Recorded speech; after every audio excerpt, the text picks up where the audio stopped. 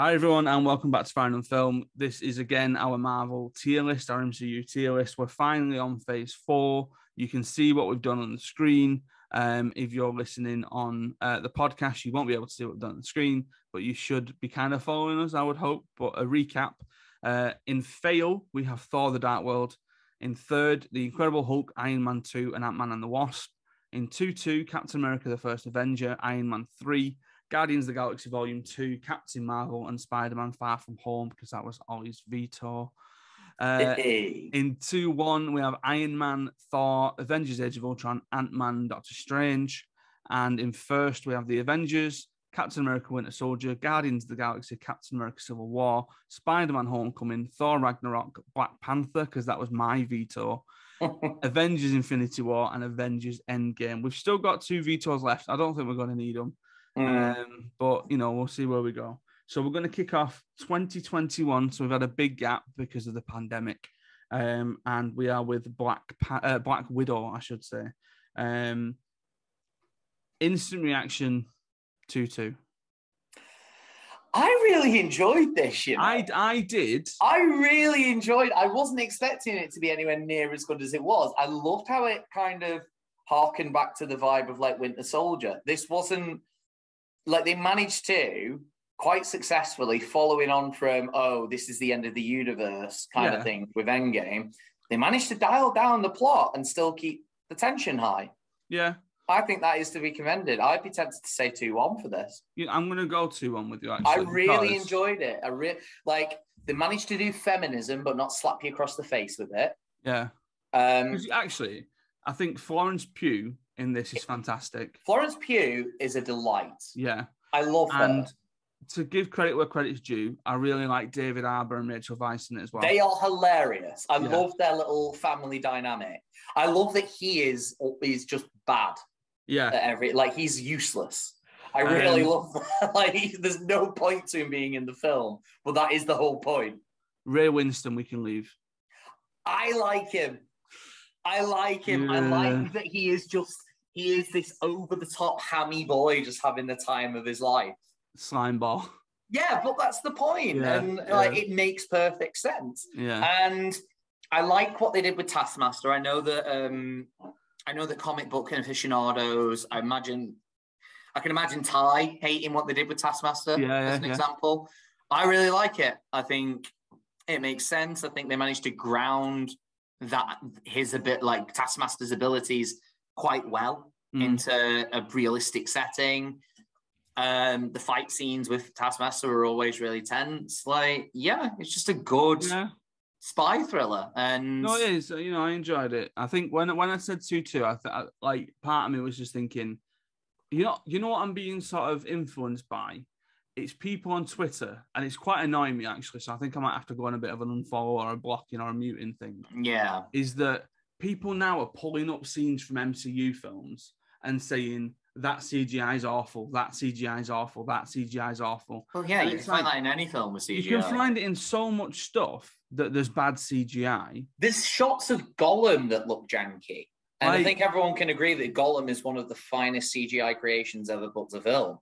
I just think it's becoming a bit of a rod now, like a prodding, target.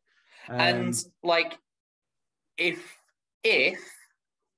we're going to praise Black Panther for what it did for the Black community, we do need to praise this for what it does for the female community. The fact that we've not got her in some stupidly sexy pose on the front. The fact that she's not wearing like a Lycra bodysuit. She's wearing realistic body armor. Yeah. And she's not like made up to the eyeballs constantly. They're presenting her quite normal. And yeah, it's just fantastic. Yeah, really good, fun, felt like good come down. It's because you do need a come down after the universe has been at stake. You need to kind of rein it in a little bit. Yeah, you need a bit more of a personal story, don't you? And this was exactly that. The fact that, she's just trying to save, these that we've been hinted at that there's this academy for female assassins. Yeah. That we have that one horrific scene that comes out of nowhere in is it Ultron? In Ultron, where he's like, "Oh yeah, I've had a hysterectomy," and that's the point where Bruce decides to kiss her. I think it's really weird, Like, oh, so you don't want kids either? Yay! Yay! That Yeah. means we can kiss and then never have a romantic relation. Never have any romantic chemistry again, which is a shame because I actually quite like that. I like that. Yeah. But yeah, this was a really fun film. 2-1, I think, is a fair reflection. Yeah. Yeah. So you can tell that Marvel were coming out of a pandemic because they were like, we're releasing 4 in 6 months here. So Shang-Chi and the Legend of the Ten Rings. Shang-Chi, sorry. Yeah. I was pleasantly surprised by this. I was pleasantly surprised by this one. I love how the kind of martial arts aspect in it. I'd love to get Manicheri's take on it. Yeah. Because I'm not that versed on it. I think it looked great. But I tell you what, the kids love it. It's one of them where, similar to Black Panther at the time, where if for whatever reason we're sticking a film on, they'll go, let's watch Shang-Chi. I'm going to butcher his name. I am going to butcher his name or two, but is it Simu? Yeah, I mean, I'm not the person to ask. He's even done a TikTok on how white people should pronounce his name and the fact that they keep on getting it wrong. And he deserves better than that because he's great. He is great. He's unbelievable in this. He's it's a proper heart and soul of the film performance. Yeah. Like Awkwafina's great as well. Yeah, she can. Oh. Yeah, she's good. She's good. I don't know. Something about her voice just grates me occasionally, but she is good. And again, we've got a great villain in this. Yes. I cannot remember. I cannot remember his name, which is a shame. But he's a great villain. Yeah. Where are we? We will go to the cast list. And of course, with it being a predominantly Chinese cast, of course you're going to have Michelle Yeoh in it, and she's going to be an absolute. So obviously it's Tony. Is it Leung or Lung? Tony Leung. And I think it's Zhu Wenwu. Zhu Wenwu, I think. Zhu, right? Okay. Zhu Wenwu. Yeah. But actually, one thing to mention as well. I did enjoy seeing Trevor Slattery again. Yeah, they did him well. They did him really well. And that weird little, what was the creature called that was with him? Oh, what was he called? Oh, where is he? Oh, I don't know. Yeah, you got to find it because he was adorable. He had a weird name, didn't he? Yeah. Not a weird name, but a very Morris. Yeah, Morris was my boy. Yeah. Yeah, Morris was great. And I'm not sure what they were going for with, was it Sharon Carter? I know that was she in there? Or am I thinking, I might be thinking Falcon and the Winter Soldier. Because I swear they go to they go to the same city, don't they, where Sam and Bucky go in Falcon and the Winter Soldier. Do they? I swear they do. Like that city in Asia somewhere. I have no idea. She's not in this one, so I'm assuming thinking I think I've crossed over with Falcon and the Winter Soldier a bit. Yeah. But yeah, it's just that. I really enjoyed it. Yeah. It's high 2-2 or low 2-1 for me, this one. So I'll let you decide. I'd go 2-1. Yeah, low 2-1, I think. But yeah. So Eternals, you've not seen it, have you? I watched it last night. Oh, did you? Okay. I watched it last night. Right. I don't think it's a fail, but I think it's a third.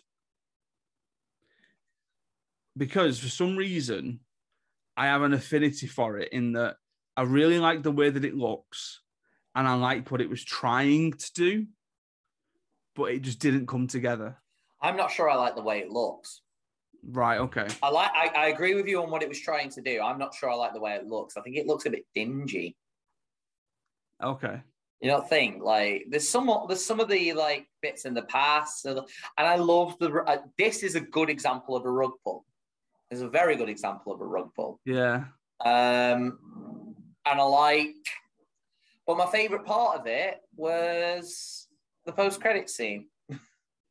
The Blade one. Yeah. That was my favorite bit where you hear Mahershala Ali saying I can't wait for that, by the way. But and I will give you credit actually, because I didn't really, because I've seen Kit Harington perform in a bunch of stuff, and I thought he's quite a limited actor, if I'm honest. Yeah. He's great in this. Yeah, I really like him. There wasn't anyone who I thought, oh, you're really bad, and I don't like you, and I don't like Richard what you're doing. McFadden was quite, and I think this film suffers with the point of you've got these weird Eternals, these weird robots, effectively, as your main characters. So it's difficult to relate with any of them. Yeah. Like, because I don't think they do an awful lot to present Cersei as your lead. So many different characters at this, and you're trying to introduce all of them at once. But by my point, then, by that logic, that fails to hit the mark, because none of them are particularly memorable, really. Like, they all do. They're all like. There's aspects of this I do really like. I love the music. The music is great. It's very something that Chris Nolan would have in his films. You know, kind of weird, ethereal music playing in the background. Like, they do a really good job with some of that.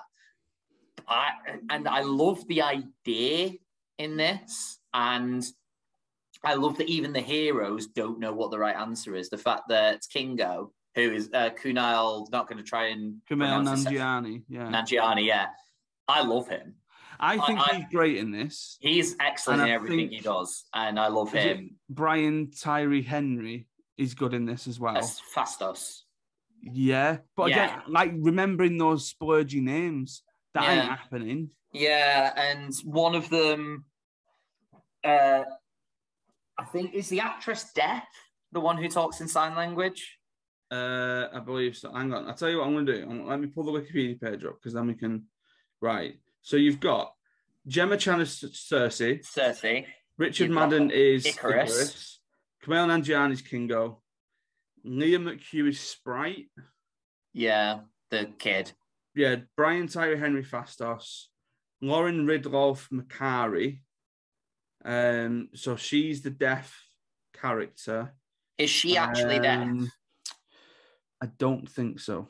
Because that's a bit dodge. If it's in the source material, fine. I don't know why. I don't think she is. I don't know why you wouldn't get a deaf actress to do that. She is. She is. Right, she is. Okay, yeah. Fine. I found it a bit weird as well that people would talk to her, and I get that she's probably lip reading. Yeah. But like sometimes they made an effort to use sign to talk to her, and sometimes they didn't, and it's a bit okay. Why? Yeah. But then you've got Barry Keoghan as Druig. Donnelly is Gilgamesh. I don't rate him at all in this to get Barry Keoghan. But I think it's a weird role in that it's not very well featured. But he's just doing this the entire time. Like, his facial expression doesn't change throughout the whole film. Like, Richard McAdam, I don't rate his acting in this at all, really. I think he's quite... But I get what he's going for. But he shows emotion. He shows anger. He shows pain. He shows sadness. Like, Salma Hayek is Ajax. That was a weird casting for me. Yeah, but I thought this was interesting. Changing the character from a man in the comics, Hayek to lean into Ajax's femininity and make her the mother figure of the Eternals. I have no problem with her being a mother figure, but then she's put Hayek was initially hesitant to work with Marvel, assuming that she would be given a supporting or a grandmother role. Like, which is what she was given. Yeah. And then Angelina Jolie's Athena. She's actually great in this. Yeah. I love Angelina Jolie in this. She's really good. And then obviously Harry Styles. Oh yeah, that was a weird character with Patton Oswalt as well as the little elf boy that's with him. But I feel like that was such a weird sort of introduction where I was like, "Oh, I should know who you are, but I don't." Yeah, and I don't care either. I'd be happy if I never see you again. I think it's a fail, isn't it? It is a fail. Yeah. Like I said, which is sad because I feel like it should have been better than that. Yeah. Yeah. I'm just gonna do this because I feel like we know where that's gonna go. That's wrong. What needs to happen there is you need to rewrite this tier list and make it its own category right at the top. Is it up here? It's the best one. So it's the best one. This is Spider-Man No Way Home that we're talking about, people. This is the best one. I don't care what anyone says. It's the best MCU film. It's gone straight to a first. There's no arguments about it. This is first with honors. It's the and we were saying before, and I think Adam picked up on it because there's the argument. Cap has the best series of films. Could be Spidey. Now, could be Spidey because both of them have a disappointing entry in my mind. Oh, hang on, look, because you've got 2 in first for both of them, and 1 2 in 2. But it's obvious for you which one the better one is. Yeah. Because you were going to put that in 2-1 before I vetoed it. Yeah, that's true. So Spidey, by that logic, has to have the best films. It's hard to argue that. Bloody hell. Right. But the one argument against it I would have is that I prefer both of Cap's firsts to Homecoming. I do. I like Homecoming. I really like Homecoming, but I do prefer Winter Soldier and I do prefer Civil War to Homecoming.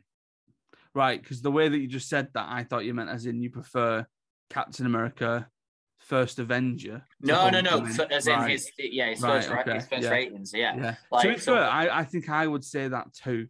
Yeah. But I think it's a difficult one. But No Way Home is that good. Yeah. it is that good. It had no business tying in films from 20 years ago. No. 20 years ago and making them work. But then he did it so well as well. Yeah. It didn't just make it work, it made it thrive. It made I think you're higher on this than I am. Probably. In that I really enjoyed it, but I had an issue with the first hour the first time I watched it. Because I felt like it was all over the place a little bit. And then it kind of slowed down to bring in everything else.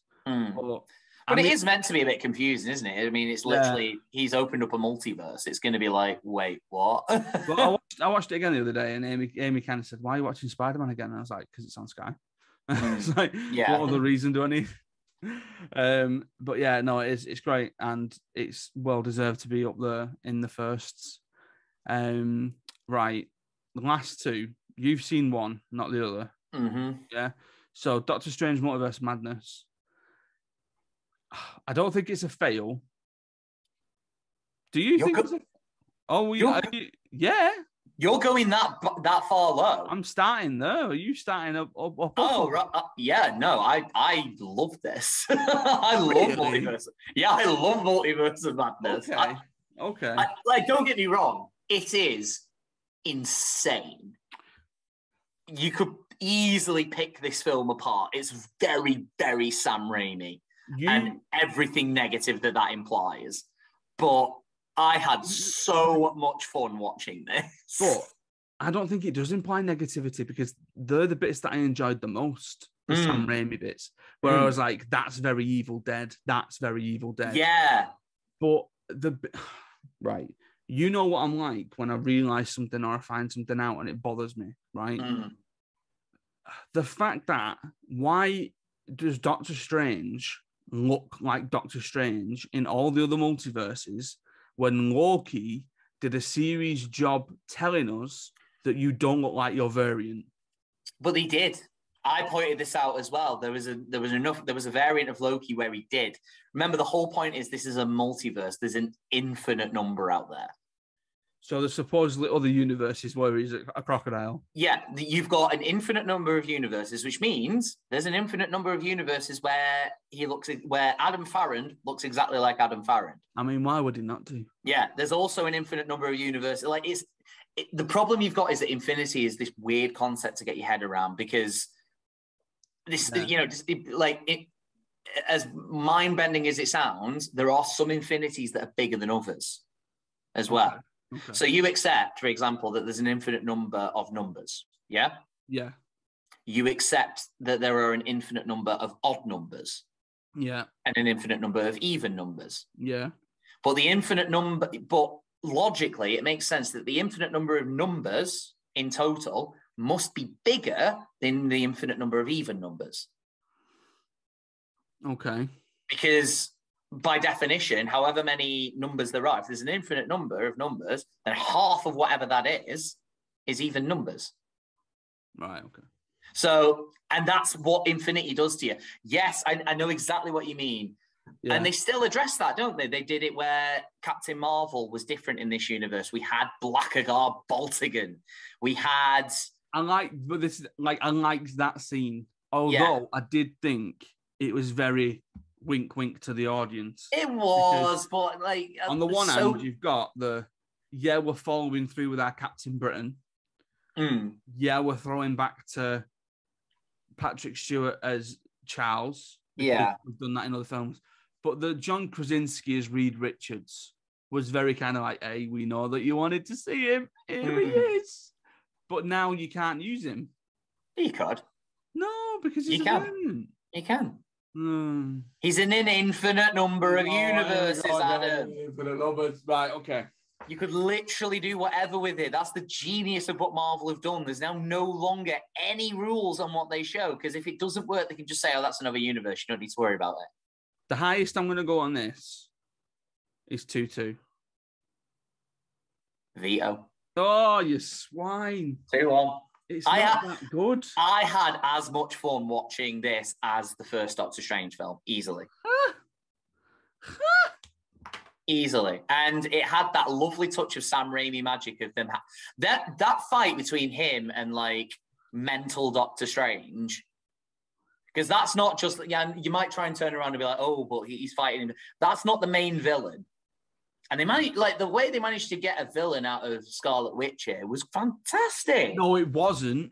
Yes, it was. How is it not fantastic? Don't make me empathise and like Scarlet Witch just to turn her into a villain and do her over. Why not? Why not? Because that happens in comic. That happens in comic books all the time. Characters that we grow to love end up opposing our heroes all the time. That's literally what happens in Civil War. Yeah, but I didn't like it. The idea that you man up. No. It's a film for grown-up. That's exactly what I like about it. You know exactly why she's doing what she's doing. And there is a good argument. Like, she makes a very compelling case that, you know what, she should be allowed to do this. And Doctor Strange is just like, no, like, this isn't the Wanda that I know. I'm not going to let you do this to yourself. Okay. And in the end, like, it's not like she goes down that path in the end. She realizes it. And she's like, yeah, no. And that horrifically tragic scene where she goes to that other universe and she's like, oh, no, I'm not actually going to be their mom.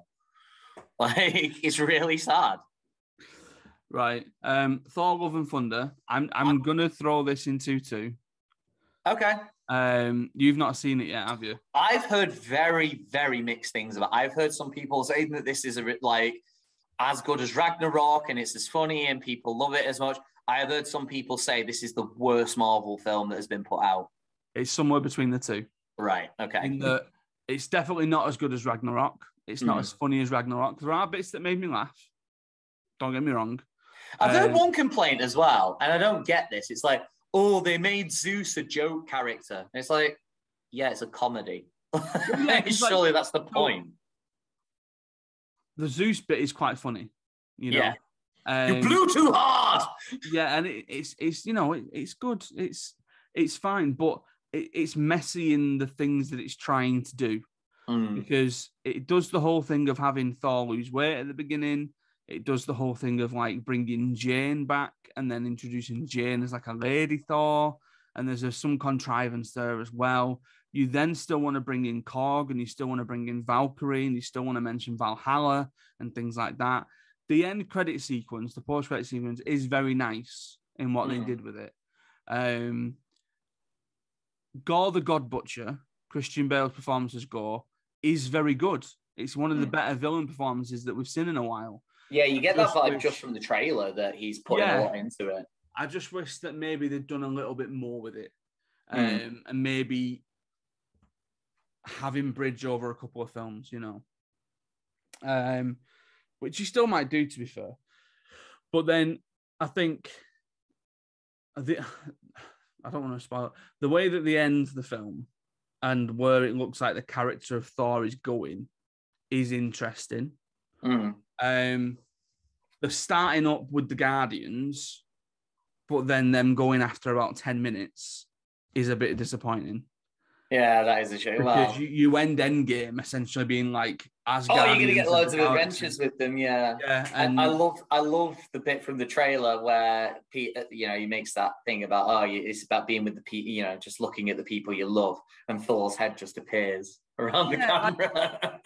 The gags are there. There's good bits of music and soundtrack every now and again, but it's middling Marvel for me. Do you think it's a fair? Because one criticism I've heard is that it's almost like Taika Waititi's midlife crisis in film form. Does that sound like a fair comparison? I wouldn't refer to it as that, but I feel like he's gone a bit. Someone's letting me make a film, Yeah. In the he made Ragnarok, and it's like, this is my stamp from these lesser known films that you've seen and that you like, or that some people have. And they're giving me all this money to go and do this thing, and we're going to splash the two together. Whereas this is like, oh, you get me back for another one? Let's go crazy. Yeah. Yeah. So I wonder if he's going to do the next one, or what even the plan for another Thor film would be. But yeah, I'd say this is where we are. I imagine as well, given the other stuff that Chris Hemsworth's trying to do, it wouldn't surprise me if he's trying to do like a Robert Downey Jr., Chris Evans sometime soon. He's supposedly playing Hulk Hogan in a biopic.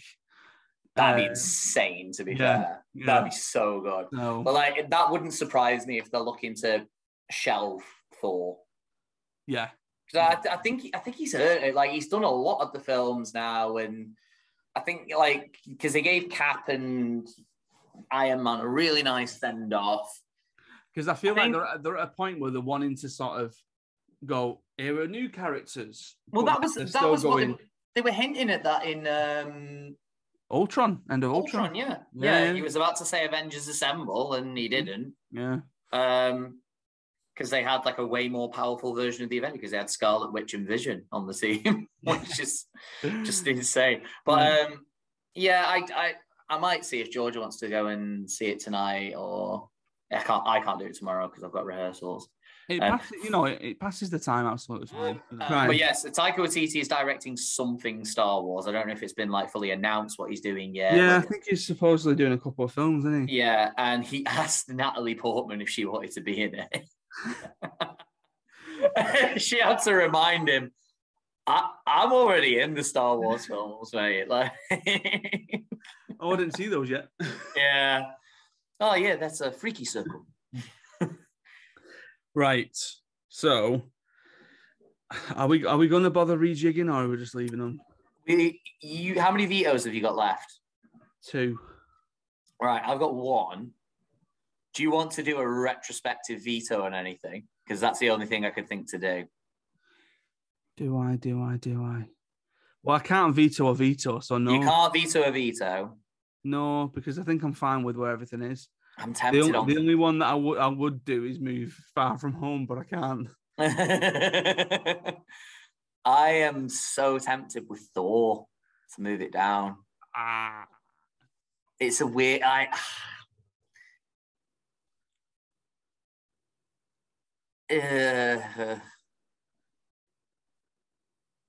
mean, it's Thor. The first Thor is definitely better than Love and Thunder. Yeah, I mean, I wouldn't know, to be fair, but I'm trying to consider. But even we're not I think that's the thing that we can get caught with sometimes with these tier lists, is we are not trying to suggest that what's the worst film in the first tier in your eyes? What do you reckon the worst one is? It's probably Ragnarok. That's a hard question to answer. See, for me, it's either Ragnarok or Black Panther as the worst first. I think I'm with you on that. Yeah, so it's one of those two, and then your best is Infinity War, I'm guessing. Yeah. And mine is No Way Home. Yeah. We're not saying they are on par. We're reckoning, but it's easy for us to look at this and be like, oh, we're saying that they are as good as each other. Yeah, yeah. And they're not. So if I moved Thor down, I'm not trying to say it's as good as Thor: Love and Thunder. I think it is probably better than every See, I'm looking at Captain America and thinking, is it not just on par with Captain America, the first Avenger? I don't know about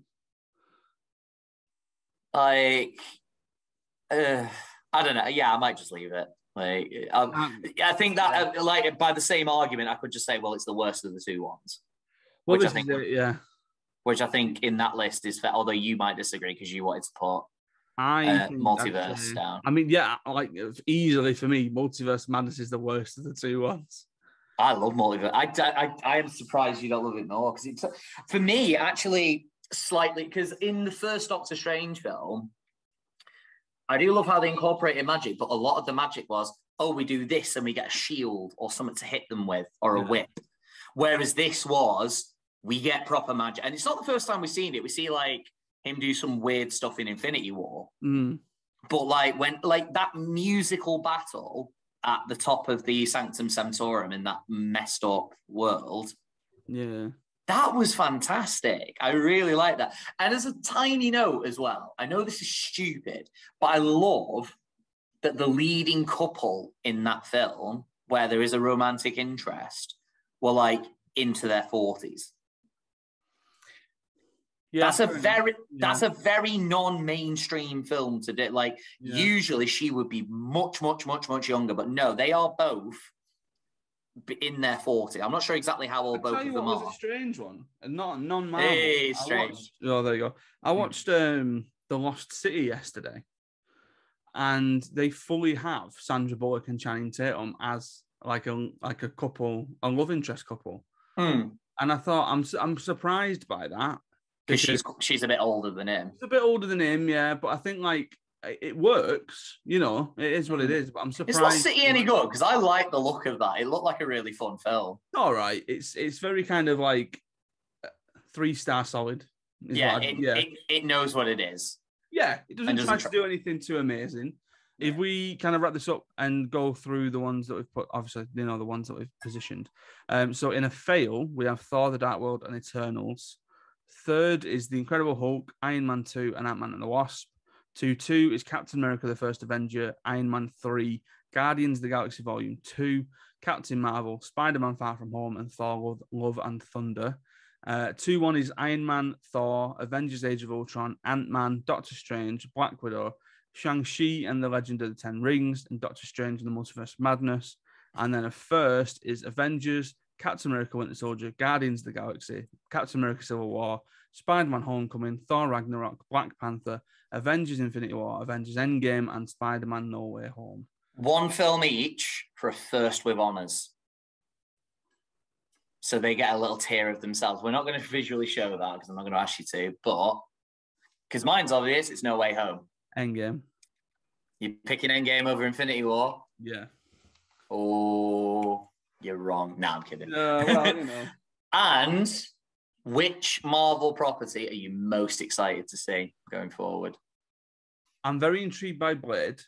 That's mine. I really want to. I cannot wait for Blade. Very specifically, when are my boys coming back out? They're never coming back out. Come on. They're never coming back out. Fox will back out. Fox. Did they acquire X-Men when they bought Fox? Yeah. I don't see them doing it though. But, I really don't. I'll tell you what, right? So I watched the first X-Men again the other day, and all I had in my mind was Simon Mayo asked Taron Egerton if there was any truth to him playing Wolverine, and all I could see in a young Hugh Jackman was Taron Egerton, and I was like, that fits. That really. Yeah, that does fit, and he's quite short. Yeah, which is good. I just thought, come on, let's get him going again. But like, how far do you commit to that? Are you going to get James McAvoy and Michael Fassbender back? Are you going to get Sophie Turner as Jean Grey? No, I think they go total redo. Yeah. Because I think with Marvel's thinking now, they'd actually try and cast kids. Because they're meant to be teenagers, aren't they? And like... In a Homecoming style. Yeah. But I could see that going disastrously wrong. Yeah. But actually, I hope they do Fantastic Four justice this time round. Has that been announced? Fantastic Four? Yeah. Oh, it would have to be Krasinski because I think he's great as Reed. I don't know who you have as the others, though. Like, you could have anyone as the Thing. Well, because people are saying, I think it's a bit lazy to say Krasinski and Blunt as Reed and Sue. I don't think she's Sue Storm at all, anyway. No. I don't think she is. Your Human Torch, I don't even know. And then the Thing could be anybody. I just want... It's a shame Cap has gone, because it would have been nice for Human Torch to meet him and be like, you're really familiar. Yeah, can you imagine? Yeah. Oh, right.